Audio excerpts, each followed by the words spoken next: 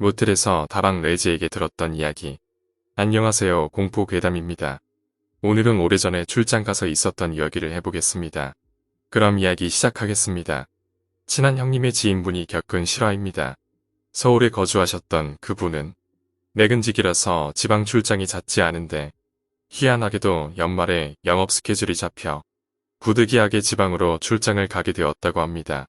당연히 업무는 평일에 진행됐고 여차저차 일을 마치니 밤 10시가 가까워졌습니다.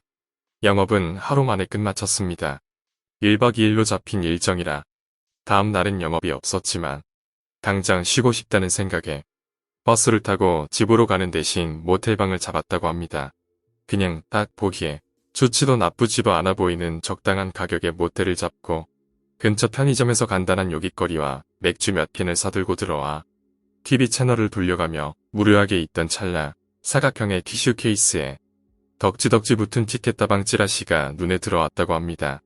평소엔 업소에 발길조차 들이지 않고 밝히는 사람은 덜어 아니었음에도 이상하게 눈길이 갔고 외지에 나온 데다가 업무 긴장도 해소가 됐으니 호기심에 아무 번호를 잡고 전화를 걸었던 것 같습니다.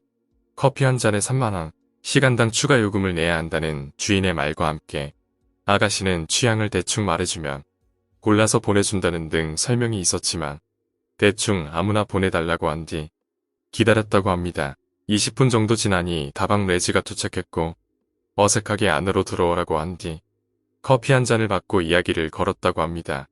본인의 생각으론 보통 이런 계통에선 웬만큼 진상이 아닌 이상 돈을 더 받을 목적으로 이 차를 권할 것이라 생각했지만 들어오면서도 머뭇거리던 반응도 그렇고 말대꾸도 미지근하게 얼버무리면서 시선을 다른 곳에 두고 마치 대놓고 불편해하는 것 같더랍니다.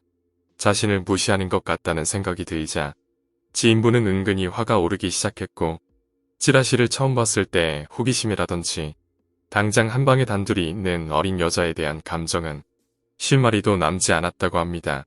이 차는 생각도 하지 않았지만 그렇다고 응대가 이럴 줄을 몰랐던 지인분은 지갑에서 돈을 꺼내주고서 그냥 빨리 가라며 돌려보내려 했답니다. 레지는 돈을 건네받으면서도 왠지 불편하고 짜증내는 그런 복잡한 이상야릇한 표정으로 허공을 보더니 짐을 챙기고 도망치듯 나갔다고 합니다. 단순 호기심풀이로 돈을 썼다 치기에는 비싼 커피값이 짜증났던 지인은 울분을 사귀며 사왔던 맥주를 마시고 잠이 들었고 다음날 깨고 보니 전날 일이 떠오르면서 돈은 둘째치고 은근한 수치심에 열이 다 났다고 하더군요. 그래서 다시 다방에 전화를 걸고 끈질기고 집요하게 어제 레지를 바꿔달라며 으름장을 놓았다고 합니다. 솔직히 그런 장사를 하는 것도 그렇고 더군다나 지방에서 한두 번 겪어봤을 진상 손님이 아니었기에 몇 번은 끊기도 하고 말싸움도 했지만 지인분이 워낙 집요하게 물어서 결국 전날 레지에게 전화를 넘겨줬다고 합니다. 일단 지인분도 욱하는 성격이 있으셨던지 다짜고짜 욕을 퍼붓고 생난리를 치셨답니다.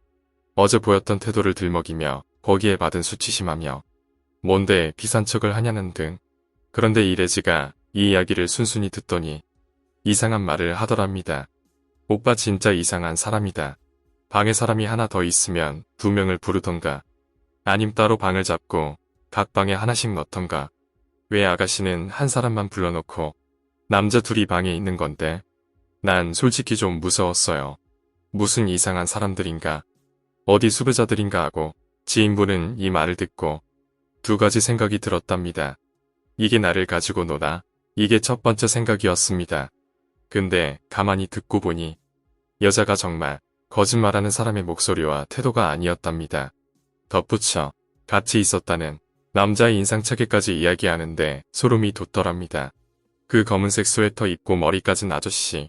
소파 의자에 앉아서 무슨 변태처럼 눈은 개슴츠레하게 맛이 가서 나를 쳐다보고 앉았는데 나 진짜 소름 끼쳤어요. 그냥 아무것도 안 하고 그러고 앉아서는 나만 쳐다보고 있는데 오빠 같으면 재수 없지 않겠어? 이 말을 듣고 난 순간에 무의식적으로 간이 소파 의자와 테이블 쪽을 쳐다봤는데 뭔가 한기가 돌면서 섬뜩한 기분을 느끼고 그대로 바로 대충 짐을 챙겨 들고는 도망치듯 모텔을 빠져나와 터미널에서 버스표를 끊고 뒤도 안 돌아보고 서울로 돌아왔다고 합니다.